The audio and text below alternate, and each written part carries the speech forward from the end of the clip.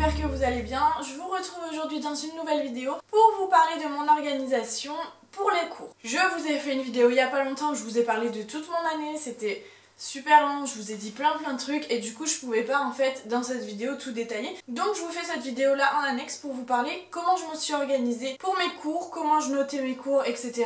et comment j'ai révisé mes modules. Donc pour vous faire cette vidéo en fait je vais surtout vous présenter tout le matériel que j'avais et ça va me permettre de vous expliquer un petit peu comment je m'organise. Donc comme je vous l'ai dit, l'école d'auxiliaire on alterne des cours et des stages.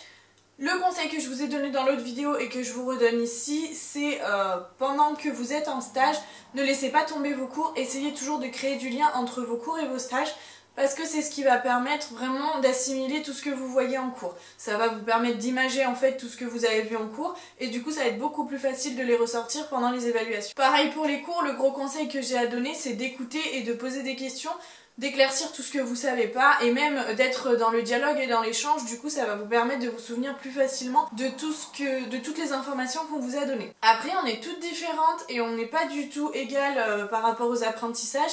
Donc ça c'est un petit peu difficile du coup de vous dire vraiment comment faire parce que chacune d'entre nous est différente. C'est un petit peu aussi du coup la richesse de cette formation, c'est que dans une classe il y a des gens qui sont diplômés bac+3, il y a des gens qui sortent du bac, il y a des gens qui avaient un CAP petite enfance donc ont déjà des connaissances dans le milieu de l'enfance. Il y a des gens qui ont fait des bacs pro sanitaires et sociaux donc du coup elles savent déjà beaucoup de choses, mais il y a d'autres gens qui ont déjà travaillé donc du coup qui ont une expérience professionnelle. Enfin il y a vraiment de toutes sortes de personnes et du coup d'une personne à l'autre vos apprentissages seront très différents, donc je peux pas vraiment vous donner de méthode précise. En plus, déjà dans la vie en général on n'a pas les mêmes facilités, il y a des gens qui sont plus visuels, il y en a qui sont plus auditifs. Donc ça va être à vous un petit peu selon ce qui vous convient de trouver en fait vos méthodes d'apprentissage. Mais en tout cas pour mon organisation, je vais un petit peu vous montrer qu'est-ce que j'ai mis en place. Alors, mes cours, je les prenais sur un cahier donc que je vous avais présenté dans mon haul. Oui, je n'oublie pas que je dois vous refaire la vidéo sur le haul en vous disant ce qui m'a servi ou pas. Je réfléchis un petit peu sous quel format je vais le faire, mais j'y pense, je vous promets. En tout cas, comme vous pouvez le voir, donc ça m'a servi. J'avais donc un cahier avec des feuilles détachables. Ce cahier avait des intercalaires dont je me suis pas vraiment servi, je m'en suis servi un petit peu au début, mais en fait je m'en suis plus servi comme un bloc-notes et du coup je notais tous mes cours. Voilà, c'est un peu le bazar, c'est mes démarches de soins en vrac. Je notais tous mes cours sur ce cahier et ensuite je détachais les feuilles. Donc, parce qu'en fait des fois sur une journée déjà on faisait pas les mêmes modules ou même sur une semaine. Et en plus, sur une heure, on faisait un cours avec telle formatrice et l'heure d'après avec une autre formatrice. Donc du coup, voilà, ça me permettait ensuite de détacher et de tout réorganiser dans mon trieur. Donc je vais vous montrer donc comme ceci. Donc un trieur en 8 parties puisqu'on a 8 modules. Dans mon trieur, donc je mettais à la fin de la journée tous mes cours. Et j'essayais au mieux de l'avoir tout le temps sur moi en classe parce qu'en fait des fois dans un module t'as besoin de faire référence à un ancien module, donc du coup c'est pratique de l'avoir sur soi. Sauf que sur certains modules ça rentre pas tout dans le trieur et c'est super compliqué de tout le temps l'avoir sur soi. Donc en fait j'ai détaché 2 modules je crois du trieur. Le module 1 il me semble, alors attendez parce que j'ai toujours pas pris le temps de bien réorganiser tout ça. Voilà, le module 1, donc en fait j'ai pris un classeur tout simple pour le module 1 et je l'ai mis en fait dans un classeur séparé parce que ça rentrait pas dans le trieur, il y en avait beaucoup trop. Donc voilà, le module 1 est dans un autre classeur, donc je l'avais pas tout le temps sur moi en classe, des fois c'était un peu galère quand j'avais besoin d'y faire référence, mais tant pis parce que du coup ça faisait beaucoup trop d'un coup. Et ensuite j'ai tout fait tomber, vous voyez, alors c'est comme ça du coup que vous voyez que je suis pas quelqu'un de très organisé de base et que c'est quand même possible de réussir à s'organiser un minimum pour cette formation sans être très organisé. Donc du coup, je voulais vous montrer, ça en fait du coup c'est tous les cours que je dois trier, que je n'ai pas trié parce que je suis diplômée depuis le mois de juillet et je l'ai toujours pas fait, il faudrait. Je garde mes cours parce que c'est quand même très pratique ensuite pour quand vous bossez. Mais donc ça c'est tous mes cours que je dois trier et que je trie en fait dans un gros classeur comme ça. Au fur et à mesure des modules, quand les évaluations étaient passées, je mettais tout dans un classeur tout simple avec des trieurs. Hop, par exemple là, ça c'est le premier module, donc le module hygiène. était passé, on avait eu l'évaluation, je l'ai mis dans un classeur, j'en avais plus besoin. Je pouvais aller le relire si j'en avais besoin pour faire un lien avec un autre module, mais j'en avais plus vraiment besoin en classe, donc du coup, j'ai tout mis dans un classeur. Et là, en fait, je suis censée du coup reprendre tout ce qu'il y a dans mon trigger et tout le mettre dans le gros classeur, comme ça j'aurai tous mes cours regroupés entre eux. Après ça c'est vraiment personnel, en plus vous voyez je suis pas forcément quelqu'un de très organisé de base, donc là vous avez un petit peu l'organisation d'une personne lambda et pas forcément très psychorigide ou même pas carré du tout. Donc ça pourra permettre peut-être de parler à plusieurs d'entre vous et surtout de rassurer les filles qui sont un petit peu comme moi, voilà. Mais c'est quand même bien d'essayer d'avoir un minimum d'organisation parce qu'il y a beaucoup de cours différents, beaucoup d'informations, beaucoup de paperasse, beaucoup de polycope et tout ça, et donc du coup c'est bien quand même d'arriver à organiser tout ça pour les retrouver facilement dès que vous avez besoin d'une information, que ce soit quand vous êtes en stage, que ce soit pour réviser ou que ce soit même quand vous êtes professionnel. Ensuite, à côté de tout ça, j'avais le guide auxiliaire pair. Je vous en parlerai beaucoup plus dans une autre vidéo parce que du coup je vais vous faire une vidéo sur toutes mes bibles qui m'ont servi et qui me servent encore aujourd'hui dans le milieu professionnel, mais voilà, ce guide il m'a permis de réviser en plus de ce que j'avais en classe, il m'a permis pour certains TD de pouvoir trouver des informations, et il m'a permis quand j'étais en stage et même encore aujourd'hui au boulot, je l'ai sur moi et si je cherche une information je peux la trouver facilement, rapidement. Après il est assez concis, il n'est pas hyper précis, il n'y a pas de gros détails comme tout ce qu'on voit en cours, mais en tout cas il permet d'avoir déjà le gros de l'information quand vous cherchez une info. Donc ça c'est mon organisation en termes matériels. En classe, comment je m'organisais? Alors au tout début donc j'écrivais sur le cahier que je vous ai montré. Très vite, enfin ouais, assez vite quand même, je suis passée au format numérique. J'avais une tablette avec un clavier et c'était plus simple pour moi, ça allait plus vite, je préférais. Et ensuite j'imprimais tout et je mettais quand même tout dans le trieur et dans mes classeurs. Ça, c'est libre à chacune et c'est aussi libre à chaque formatrice et à chaque école parce qu'il me semble, enfin moi dans mes formatrices il y en a qui appréciaient pas du tout parce qu'en plus on voit pas forcément ce qu'on fait derrière l'écran et tout ça.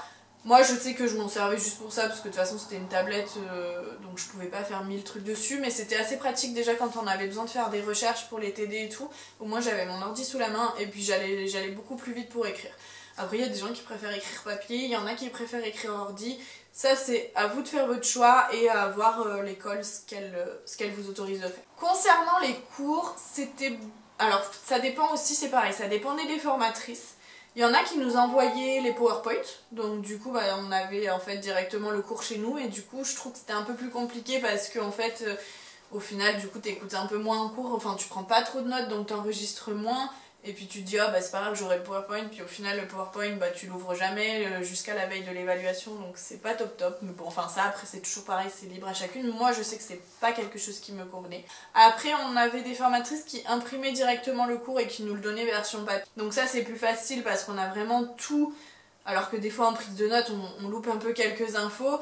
Mais c'est pareil, il faut quand même retravailler le cours, le surligner, le lire, etc. Sinon les infos elles rentrent pas forcément et vous pensez pas forcément à le relire chez vous. Et on avait des formatrices où c'était vraiment de la prise de notes. Alors des fois il y avait quand même des choses qui étaient écrites au tableau, des fois il y avait quand même un PowerPoint sur lequel s'appuyer, et des fois, et ça c'est surtout pour les intervenants, ils discutaient juste avec nous et c'était à nous de noter et du coup de faire le tri sur ce qui est important ou pas, et ça c'est pas toujours évident.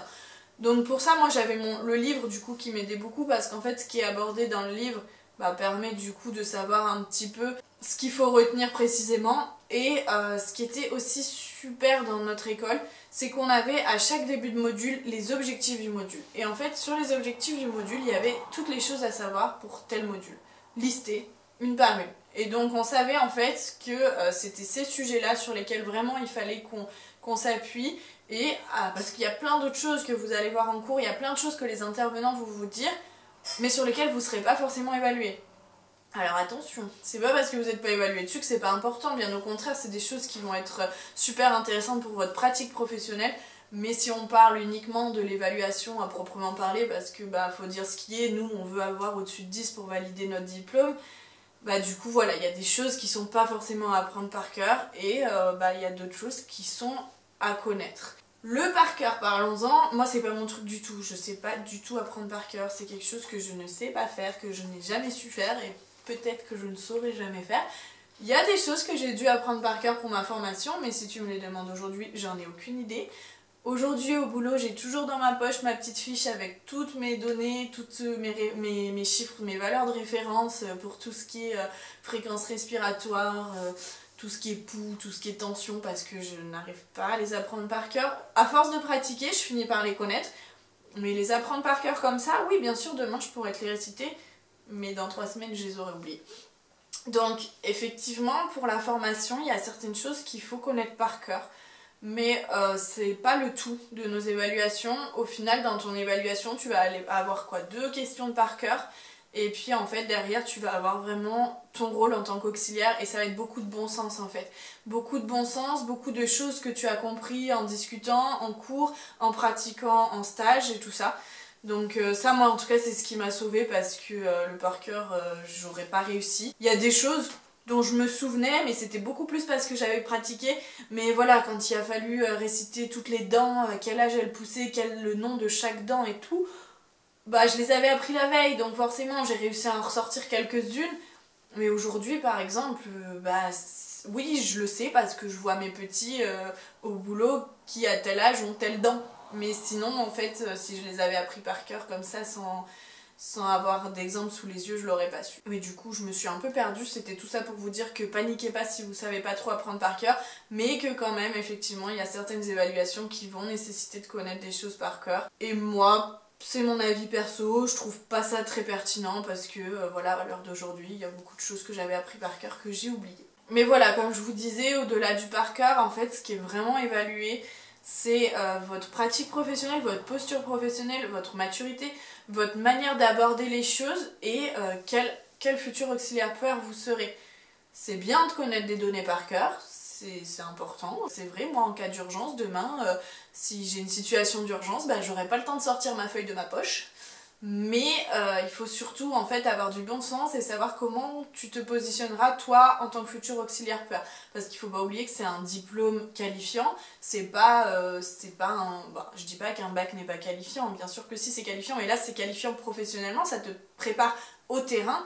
Donc ce qu'on évalue, c'est le prochain professionnel que tu seras et c'est pas ta capacité intellectuelle à engranger des informations. Et là, du coup, ça rejoint ce que je disais, on est plein de gens différents à rentrer dans ces diplômes et il faut pas forcément avoir de grosses facilités scolaires et intellectuelles en termes de bourrage de crâne, clairement.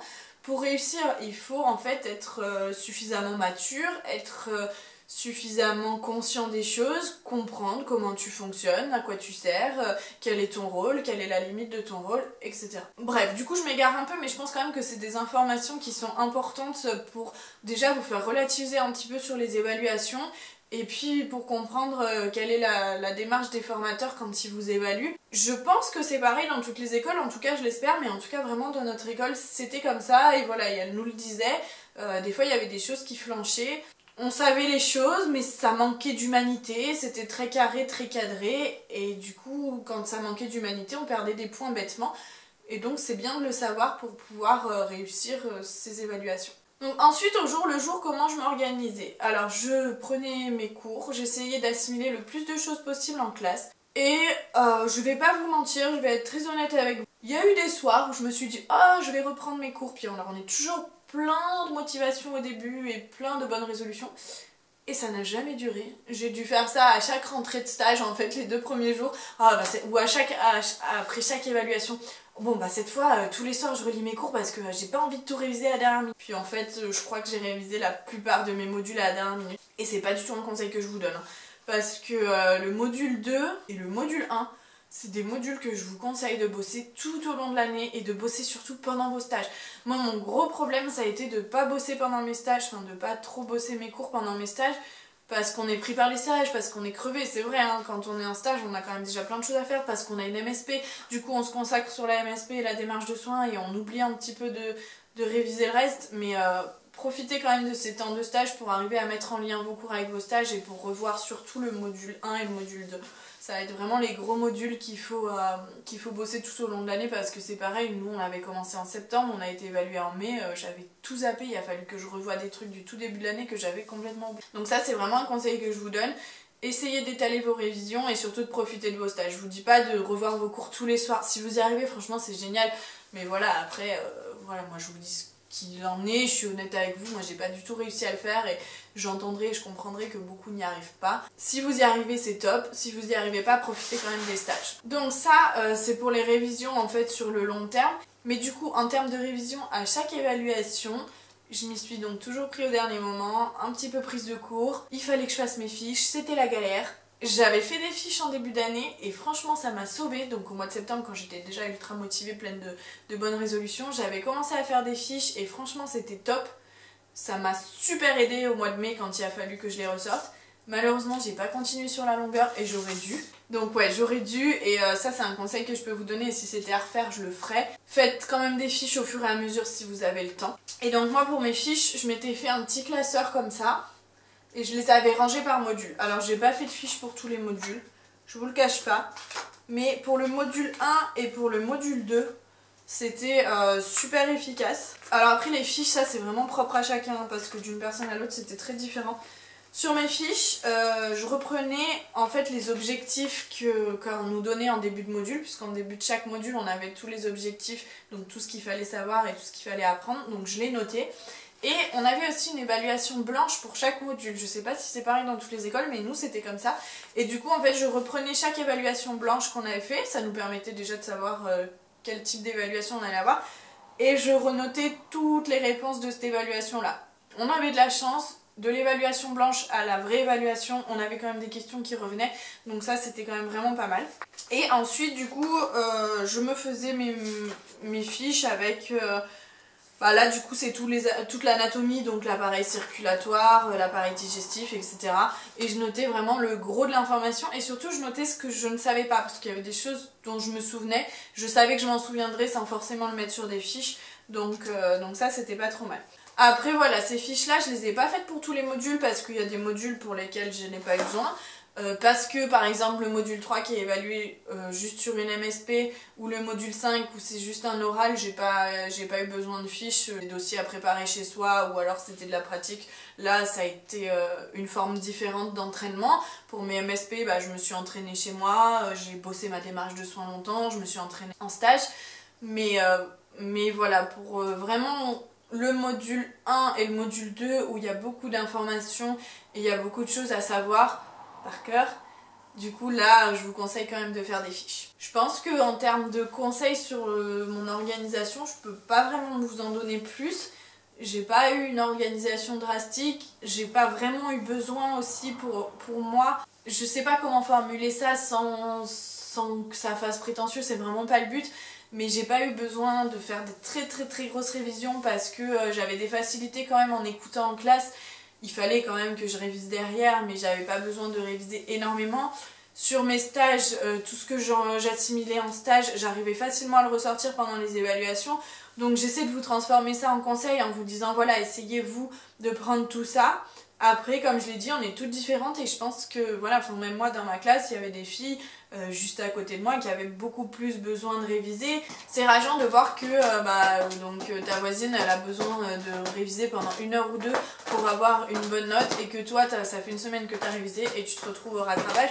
Et ça, malheureusement, j'ai jamais vraiment su le gérer, j'ai jamais vraiment su donner le conseil parce que j'ai pas de grands conseils à donner là-dessus. Juste, voilà, ce que je peux vous dire, c'est essayez-vous par rapport à votre expérience personnelle, par rapport à qui vous êtes, parce qu'il n'y a que vous qui savez comment vous fonctionnez le mieux.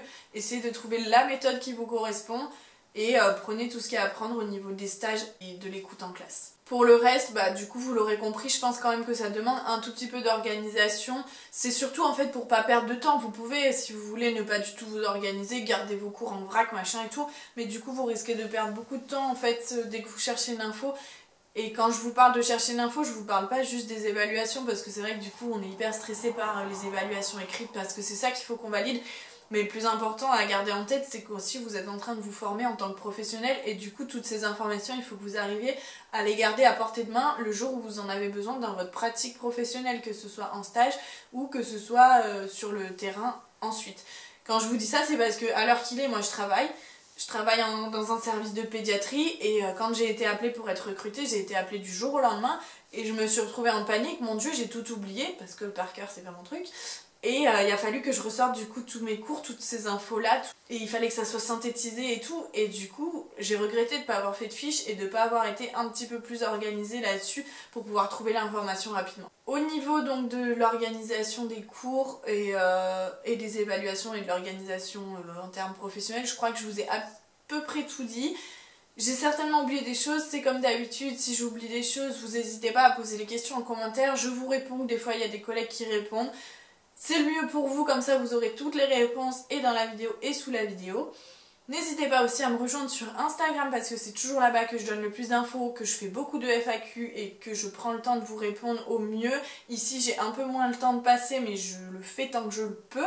Et voilà, sur Instagram j'essaye aussi tant que je le peux et pour l'instant que ma communauté n'est pas trop grande, j'arrive encore à vous répondre. Donc n'hésitez pas à me rejoindre, à envoyer des messages privés, à poser des questions en story ou même sous les photos. Je réponds quasiment tout le temps.